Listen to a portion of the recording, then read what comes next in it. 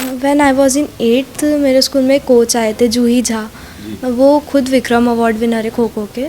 जब मैं खेलो इंडिया में थी तब मेरे बोर्ड प्रैक्टिकल चल रहे थे साइंस के, तो मुझे यहाँ से परमिशन नहीं मिल रही थी कि मैं बीच बोर्ड प्रैक्टिकल में जाऊँ। तो कलेक्टर सर ने बहुत ज़्यादा हेल्प करी थी स्कूल को मनाने में, क्योंकि वो मुझे जाने नहीं दे रहे थे।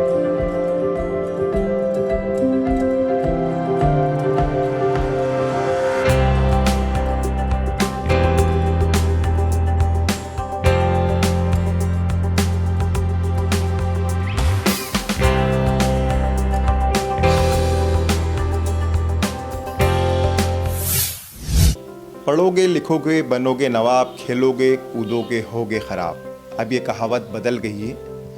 अब जो खेलता है कूदता है वो गोल्ड मेडल लाता है और देश का, प्रदेश का, शहर का, स्कूल का और अपने स्वयं का नाम रोशन करता है। जी हाँ, इंदौर की एक ऐसी ही बालिका है जानवी यादव, जिन्होंने खो खो में गोल्ड मेडल जीता है। हम उनसे बात करेंगे ये गोल्ड मेडल कहाँ से जीत के लाएंगे। जानवी, आपका बहुत स्वागत है मृदुभाषी में।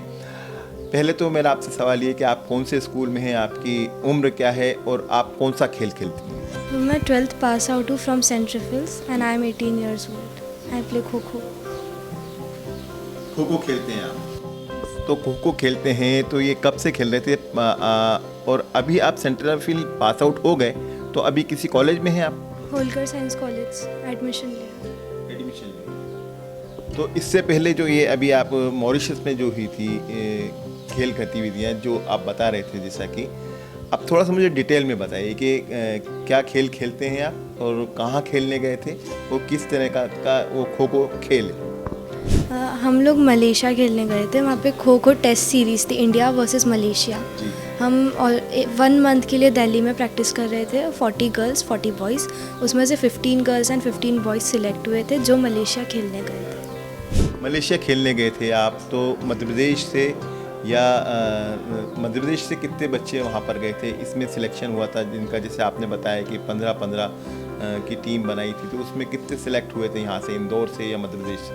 इंदौर से सिर्फ मैं थी, बाकी सब दूसरे स्टेट से थे। मतलब ऑलमोस्ट सारे स्टेट से एक बच्चे थे। जो बच्चे आपके साथ खेलने गए थे वो कहाँ प्रैक्टिस करते थे, किस तरह की प्रैक्टिस होती थी, सरकार ने किस तरह की सुविधाएं दी थी आपको, और क्या लगता है आपको खो खो को बढ़ावा देने के लिए सरकार को और क्या करना चाहिए?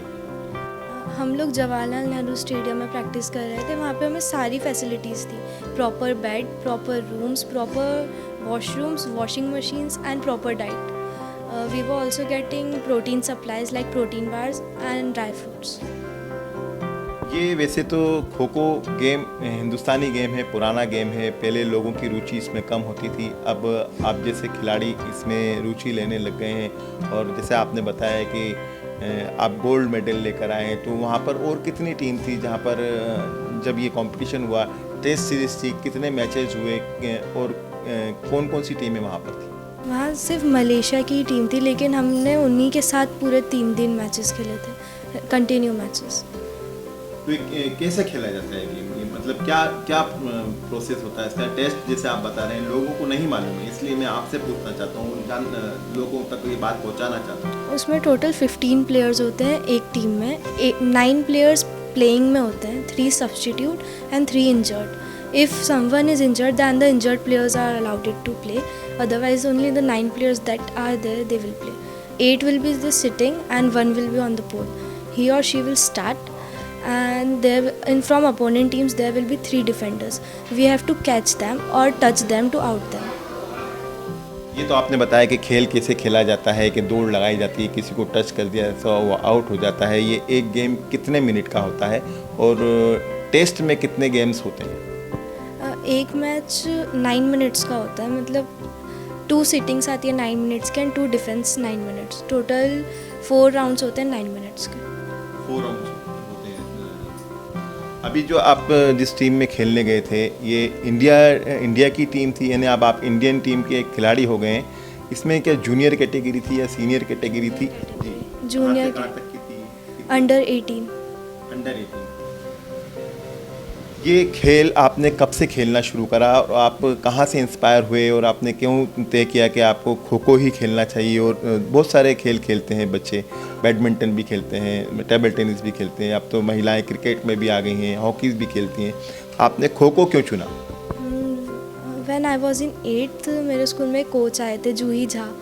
वो खुद विक्रम अवार्ड विनर है खो खो के, तो उन्होंने मुझे इंस्पायर करा था कि अच्छा खेल रही है तू, क्लब हैप्पी वंडर्स क्लब मेरा ग्राउंड है, मैं वहाँ गई तो वहाँ मेरे कोच राजू चिंतामन, सुषमा ताई, शरदा, वसंदा, उन सब ने मुझे और ज़्यादा सपोर्ट करा, तो फिर मैं परमानेंट मेंबर बन गई ग्राउंड की फ्रॉम 8th क्लास। ये तो आप हैप्पी वंडर्स की बात कर रहे हैं, आप जिस सेंटर फील्ड में पढ़े हैं वहाँ पर, तो वहाँ पर खेल की सुविधा क्या थी? हालांकि आजकल सारे स्कूल्स खेल पर ज़्यादा तवज्जो दे रहे हैं और कोशिश कर रहे हैं कि उनके यहाँ से खिलाड़ी निकले, तो स्कूल ने आपकी कितनी मदद की?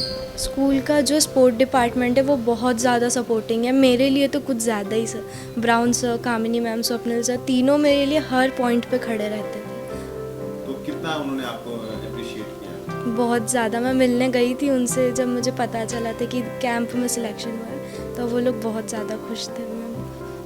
आपको गोल्ड मेडल मिला है तो आपको बधाई देने कौन कौन आया है? क्या कोई नेता आया है, कोई अधिकारी आया है, कोई बड़ा खिलाड़ी आपको यहाँ पर बधाई देने आया आपके घर पर के एक 18 साल की लड़की ने गोल्ड मेडल हासिल किया है? बहुत सारे लोग आए थे, अभी भी वार्ड अध्यक्ष, विधायक आए थे, महेंद्र हार्डिया। हमें मालूम पड़ा है कि इसमें कलेक्टर साहब का बहुत बड़ा रोल है आपको बाहर भेजने में, क्योंकि आपको परमिशन नहीं मिल रही थी यहाँ से बाहर जाने के लिए, खेलने के लिए, तो कलेक्टर साहब ने क्या निर्देश दिए थे और क्या कहा था उन्होंने? जब मैं खेलो इंडिया में थी तब मेरे बोर्ड प्रैक्टिकल चल रहे थे साइंस के, तो मुझे यहाँ से परमिशन नहीं मिल रही थी कि मैं बीच बोर्ड प्रैक्टिकल में जाऊँ, तो कलेक्टर सर ने बहुत ज़्यादा हेल्प करी थी स्कूल को मनाने में, क्योंकि वो मुझे जाने नहीं दे रहे थे, तो उन्होंने बहुत ज़्यादा मदद करी थी कि मेरी एग्ज़ाम बाद में हो जाए, मैं आऊँगी उसके बाद। मलेशिया में टेस्ट सीरीज़ कब से कब तक चली और कितने दिन तक के आपने खेला और वहाँ पर आपको कैसा लगा कि एक विदेशी धरती पर खेलने से कितना घबराहट होती है या कितना एक कंपटीशन सामने ज़्यादा नज़र आता है? 12 to 15 अक्टूबर हमारा मैचेस थे, बाकी हम 11 अक्टूबर से 16 अक्टूबर तक मलेशिया में थे। उन लोगों ने बहुत ज़्यादा ही अच्छे से हम लोगों को रखा था। They have taken all the care about our stay and food, and they were very supportive also, and they were very excited to learn about. जब आप खो खो खेलते हैं तो आपके स्कूल में भी कई सारे बच्चे खो खो खेलते होंगे और आपके क्लब में भी, हैप्पी वंडर्स में भी बच्चे खो खो खेलते होंगे, तो ये चांस आपको कैसे मिला और क्या आप में आपकी क्या खासियत है जिसके चलते आपको चांस मिला और आपको इंडिया टीम में खेलने का मौका मिला? जैसे नेशनल्स होते हैं तो जूनियर नेशनल में से सिलेक्शन, जूनियर नेशनल्स में सारे स्टेट्स की टीम आती हैं, जैसे मध्य प्रदेश, महाराष्ट्र, कर्नाटका, उनमें से सब टीम्स में से कुछ कुछ बच्चे सिलेक्ट हुए थे, तो उसमें से एक मेरा नाम था। ये तो आपने कहा कि आपका एक नाम था, इंदौर से क्यों नहीं दूसरे बच्चे सिलेक्ट हुए? या मध्य प्रदेश से कहीं मध्य प्रदेश के दूसरे शहरों से बच्चे खो खो नहीं खेलते क्या? खेलते हैं, बहुत अच्छे अच्छे प्लेयर्स हैं, इंदौर में भी बहुत अच्छे अच्छे प्लेयर्स हैं, बट शायद मेरे डिफेंस की वजह से, मैं डिफेंडर हूँ, मेन डिफेंडर।